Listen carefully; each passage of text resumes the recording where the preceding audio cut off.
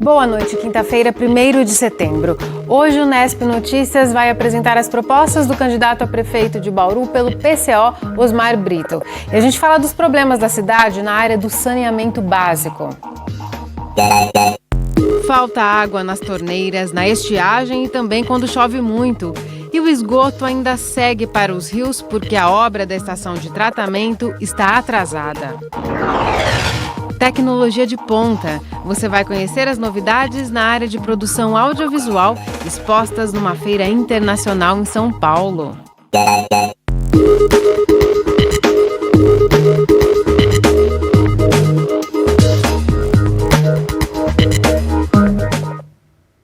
Bauru só trata 10% do esgoto. Esse é o maior problema ambiental da cidade que deve ser resolvido com a construção da estação de tratamento.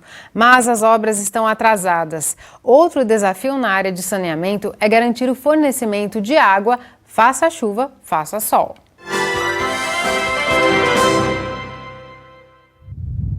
Em 2014 foi um ano difícil para 130 mil pessoas abastecidas pelo Rio Batalha em Bauru.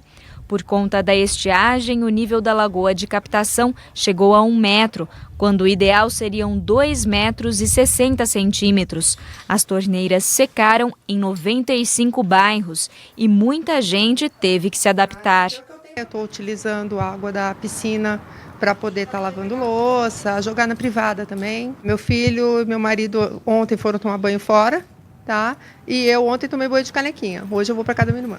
O DAI adotou um rodízio no abastecimento das regiões afetadas, mas isso não resolveu a situação e muitas famílias continuaram sem água. A gente tem criança, vai para a escola, né? A gente tem que dar banho nas crianças, chega da escola, tem que dar banho, cadê a água? Não tem, a gente vai no chuveiro, não tem água. Vem na torneira lavar louça, não tem água. Vai fazer comida, não tem água. E aí, como que fica a situação? A dificuldade no abastecimento quase impediu a vinda dos jogos abertos para a cidade. Escolas que abrigariam os jogadores chegaram a ficar sem água. O evento foi mantido, mesmo com críticas da população. Em meio ao caos, foi apresentado na Câmara o Plano Diretor de Águas, um estudo contratado pelo município por R$1.300.000. Ele apontou que a cidade deveria aumentar o número de poços e a capacidade de reserva. Também teria que diminuir as perdas, que chegam a 48,7% por causa de vazamentos e fraudes no sistema. O problema é que, para tudo isso, seriam necessários, na época, investimentos de R$256 milhões.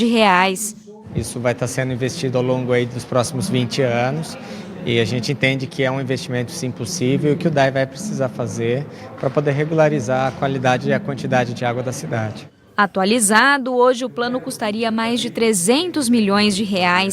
Já se falava que esse seria mais um projeto que poderia ficar na gaveta. Eu acho que não deve ser engavetado e justamente tomado algumas medidas no sentido de atualizar esse plano depois de um determinado período, né? Quer dizer, eu saindo, vai entrar um outro, eu ando como eu posso e vou deixar para o outro dar continuidade. E o que era temido aconteceu. O plano diretor de águas não foi adiante. E se a falta de chuva era um problema em 2014, quando ela chegou neste ano, a cidade também não estava preparada. A cheia do Batalha em janeiro invadiu a sala de máquinas e comprometeu a captação. Dessa vez, foi o excesso de água que secou as torneiras. Todo esse problema sempre. Chove, faça sol, chuva, falta água. É a terceira viagem que eu estou dando hoje. Nem fui trabalhar. Mas a falta de água não é o único problema. Em março deste ano, o Instituto Trata Brasil divulgou um levantamento feito em municípios com mais de 300 mil habitantes. Foi avaliada a quantidade de água consumida em relação ao esgoto tratado. E Bauru ficou entre os 10 piores colocados no ranking. Isso porque de todo o esgoto que vai para a rede, apenas 10% recebe tratamento. O restante segue in natura para cursos d'água, como é o caso do Rio Bauru. Os reflexos são visíveis. Além do mau cheiro, que é evidente, né, principalmente nos dias muito quentes, e das enchentes que a gente observa em dias de muita chuva, nós temos um rio que praticamente o que corre aqui, né, a água que corre aqui é esgoto, não é? Então esses impactos são tornar esse ambiente anaeróbico, e se o ambiente é anaeróbico, um pH ácido, que são características do esgoto, consequentemente nós temos um ambiente aquático que nós consideramos morto. As condições de saneamento no município só devem melhorar com a conclusão da estação de tratamento Vargem Limpa, que teve a construção iniciada em 2015. A área de 150 mil metros quadrados vai receber uma estrutura capaz de tratar 1.305 litros de esgoto por segundo. Mas as obras, previstas para serem entregues durante a atual gestão, estão atrasadas. O atraso principal foi na licitação, porque o governo aprovou o projeto, mas demorou para autorizar a licitação. Então, houve um atraso de quase 2 anos na licitação. E agora, muito provavelmente, essa obra vai ser inaugurada no começo do ano que vem. Para mim não vai fazer diferença se é em dezembro, se vai ser em fevereiro ou março do ano que vem. Enfim, eu acho que o que é importante é que a obra esteja pronta, tratando o esgoto da cidade. Para piorar, a empresa contratada alega não ter condições para manter os trabalhos se não receber repasses antecipados para a compra de equipamentos.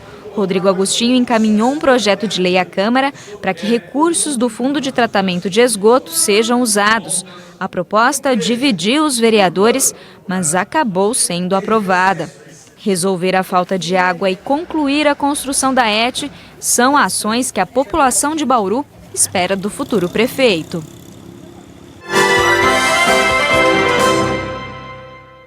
Em relação aos papéis dos vereadores, eles têm 2 funções ou 2 papéis básicos. Um deles, por comporem o poder legislativo municipal, eles são responsáveis pela elaboração das leis no âmbito local, como, por exemplo, uma lei que altere o percentual à cobrança do IPTU, por exemplo, ou isenção para IPTU. Além dessa função legislativa de âmbito local, uma outra função, papel de muita relevância dos vereadores é a fiscalização do executivo.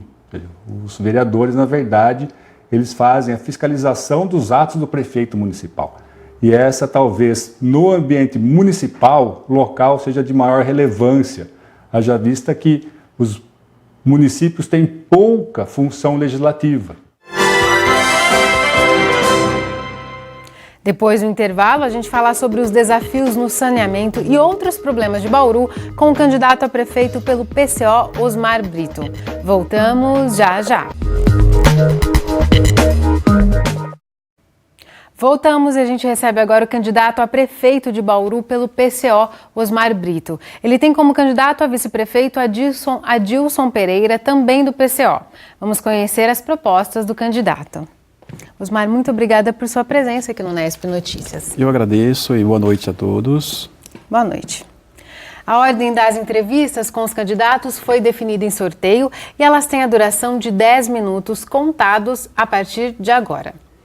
Osmar, antes da gente falar sobre as suas propostas, gostaria que você esclarecesse a situação da sua candidatura. Ela foi indeferida pela Justiça Eleitoral aqui de Bauru com base na não prestação de contas numa candidatura sua a senador, a suplente de senador. Exato. Em 2010. Mesmo assim, você continua como candidato. Como que você pretende reverter essa decisão? Não, a nossa candidatura continua normalmente. Eu acho que apenas o que ocorreu não é nenhuma anomalia, né, no processo.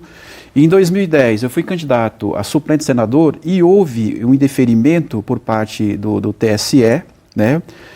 E não houve campanha, eu não fiz campanha como suplente senador, porque houve indeferimento lá para um outro problema. Então não houve o que prestar de conta, não houve prestação de conta porque não tinha conta, não teve campanha. Então, das certidões exigidas pela Justiça Eleitoral, nós comparecemos com 5 certidões, normal, e essa que a gente está pedindo para que a Justiça Eleitoral nos dê, porque é de grande legitimidade, está respaldada, não tem nenhum problema, só isso. Então vocês continuam recorrendo e aguardando a decisão final? Há uma apelação que sobe para o TRE, essa apelação é de caráter, por exemplo, de segundo grau, né, ao que o juiz indeferiu, mas o segundo grau, que é o TRE, vai acolher. A gente espera que acolha essa nossa petição, né, e a campanha continua, até porque nós somos candidatos, temos aí a candidatura a prefeito e vice-prefeito pelo PCO, nós não temos coligação, até porque o nosso programa, ele trabalha uma perspectiva diferenciada das demais candidaturas, né. Então vamos conhecer um pouquinho mais desse programa. Sobre o tema que nós tratamos na reportagem, num eventual governo seu, como seria feita a gestão do DAI para melhorar a capacidade de fornecimento de água para a população e, ao mesmo tempo, evitar o desperdício, que nós vemos que hoje praticamente metade do que é produzido é desperdiçado? Eu acho que é difícil falar de gestão na questão municipal sem trabalhar a questão nacional. A gente até foca em todas as intervenções nossas, no país inteiro, nas cidades que nós estamos trabalhando as candidaturas, é de que não há investimento nos municípios se a gente não pleitear do governo federal. E a gente está classificando que esse governo federal vai tirar verbas, está tirando verbas, tirando o SAMU, tirando, por exemplo, UPAs, trabalhando aí de prejudicar as UPAs e tudo mais.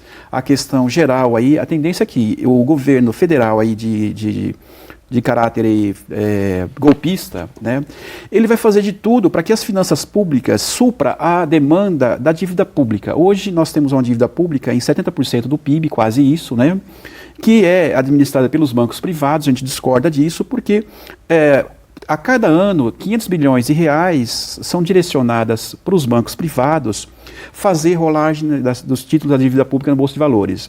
Então não dá para trabalhar nenhuma questão local, nem a questão de infraestrutura, nem a questão da normalização de fornecimento de água, a questão da educação pública de qualidade, a saúde pública em Bauru, que está um caos, as pessoas vão no posto de saúde lá, fica lá de madrugada e não consegue pegar senha durante nem a madrugada, tem que fazer um plantão lá de longas horas, né?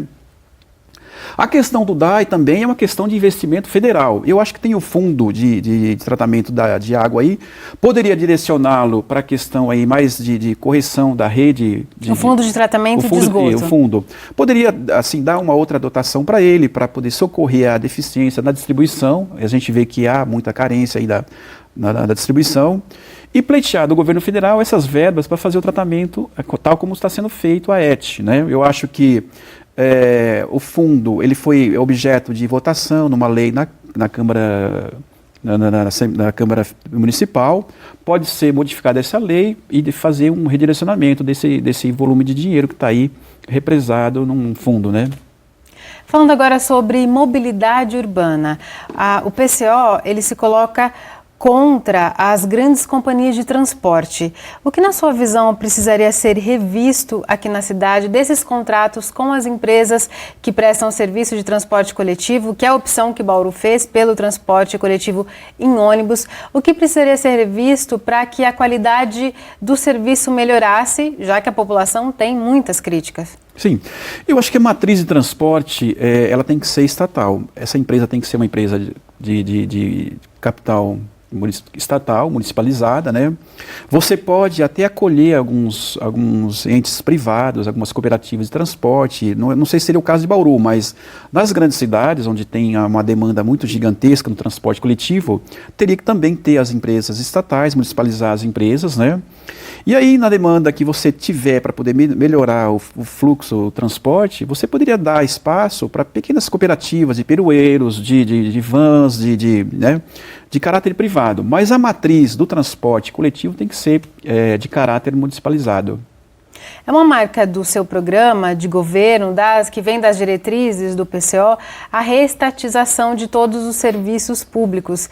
Que outros serviços que seriam reestatizados num eventual governo seu, que tem impacto aqui para o cidadão bauruense? Não, com certeza. Eu acho que no último período aí do governo da FHC foi privatizada uma série de empresas que prejudicou o Bauru. A FEPASA, que foi estadual, mas privatizou via PSDB, a Rede Ferroviária Federal, que teve aí todo um desmantelamento, né? Então, Essas empresas tinham um quadro de funcionários com renda que estabilizava a cidade, né? Tinha aí pessoal bem qualificado, tinha a parte de gerenciamento, de estrutura técnica, e tudo isso foi desmontado. E o orçamento municipal teria condições de acolher esses serviços, de custear esses serviços? Com certeza, a gente direciona para a União, porque são empresas que beneficiam toda a região, né? Os traçados férreos, por exemplo, se for recuperado, vai ser de grande importância para a região inteira. Então, a gente entende que a União tem que retomar esses projetos de retrabalhar os traçados férreos, né? E eu acho que não só nessa parte aí, mas uma série de outras empresas que foram privatizadas, como a própria Telesp, que era uma gigante que empregava muita gente em Bauru, que ela foi privatizada e hoje não se tem, a massa de salário de Bauru caiu muito, né? Porque a privatização debilitou os salários, privatizou e de repente terceirizou, a mão de obra terceirizada é bastante frágil, bastante precária. Entrando nesse ponto do salário, ficou claro que a reestatização seria então no nível federal. Há 2 anos que a Prefeitura de Bauru, ela reajusta os salários dos servidores sem corrigir, sem aplicar a inflação, né? E o PCO, o seu plano de governo, defende um salário mínimo de R$4.000. Como seria possível pagar esse salário para o funcionalismo público em Bauru, partindo dessa base de R$4.000, sendo que hoje o município já gasta muito próximo ao teto estipulado pela Lei de Responsabilidade Fiscal com os funcionários? Primeiramente, a nossa defesa é de que seja revogada a Lei de Responsabilidade Fiscal, porque ela veio, inclusive, para engessar investimentos, né? Ela veio para poder tirar uma gordura dos tributos e direcionar naquilo que eu falei, para os bancos especularem com a dívida pública. Então você vai poupar aqui, você vai engordar banqueiros. O que a gente percebe é assim, que se você traz verbas federais para infraestrutura, o município já se isenta disso. O município não vai precisar, por exemplo, trabalhar essas frentes de melhorar o DAI, melhorar a escola pública, melhorar, inclusive, de caráter municipal, né, com verbas federais. A União ela pode socorrer uma série de segmentos aqui e a Prefeitura ela teria condições financeiras para poder socorrer essa massa salarial. E a gente percebe, por exemplo, que nos últimos anos aí, muitas categorias de funcionários públicos não conseguem reposição salarial por conta também desse engessamento que é a Lei de Responsabilidade Fiscal, né, que ela atua em todas as esferas, municipal, estadual e federal. Ela foi feita na medida certa para os bancos privados, né? A gente defende que haja uma mobilização para revogá-la. Um eventual governo seu seria feito por meio de conselhos operários, também uma diretriz do seu partido.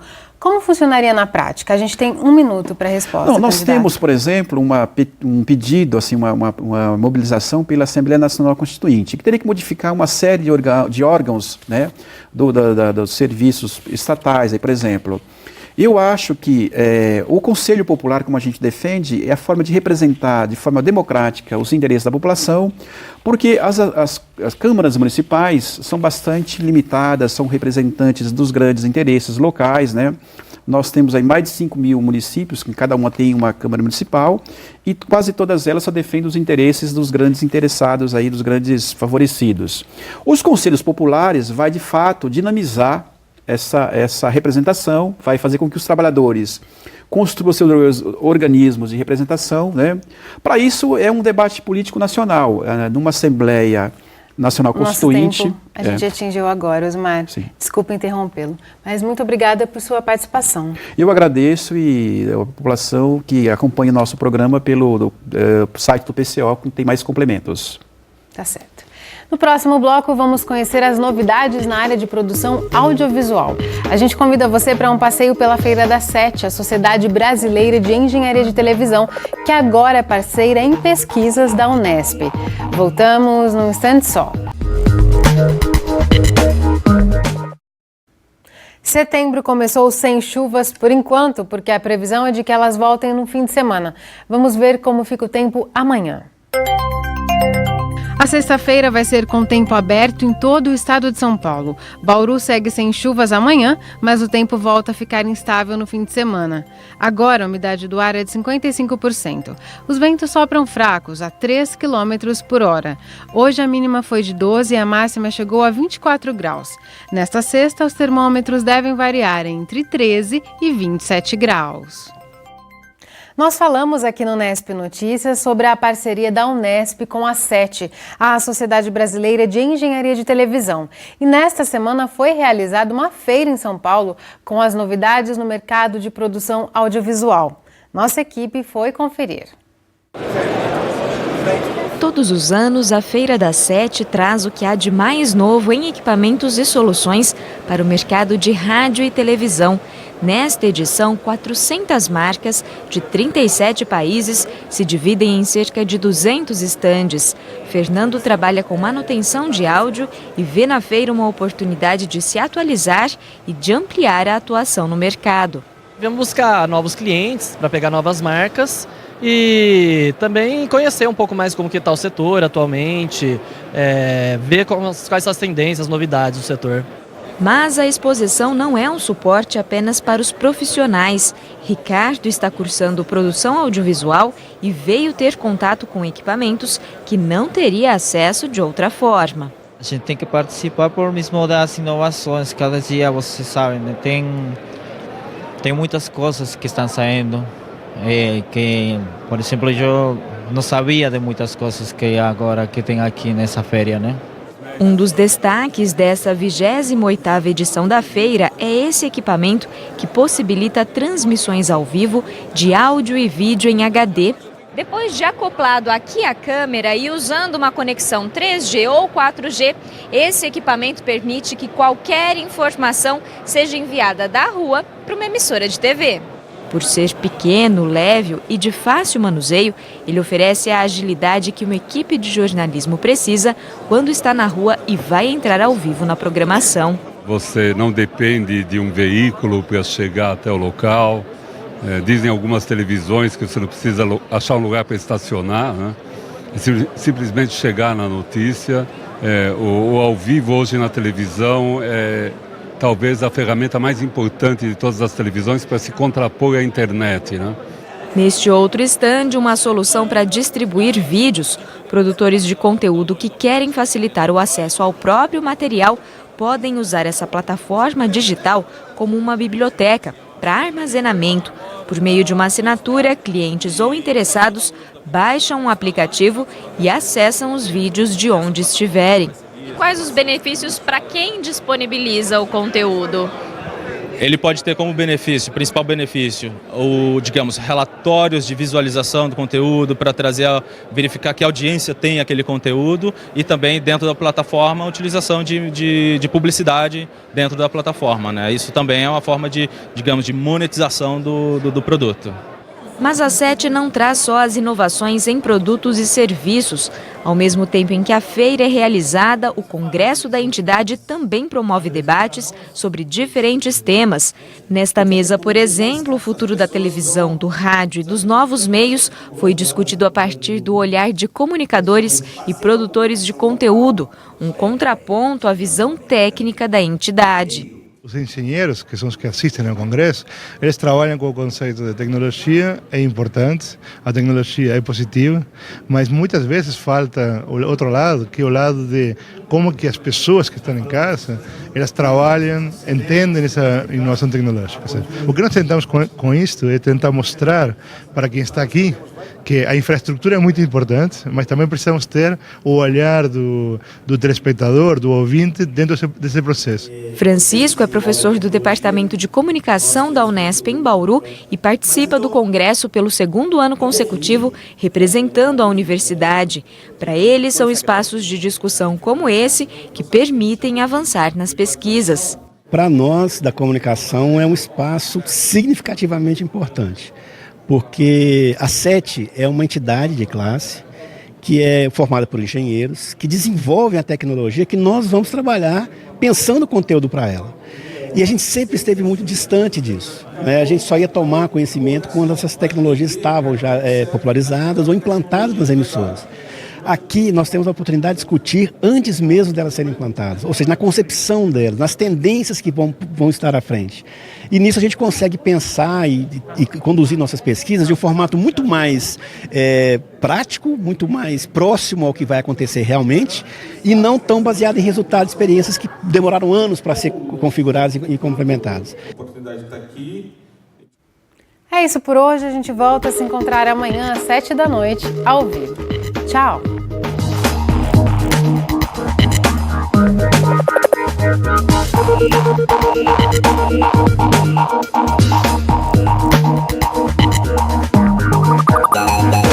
We'll be right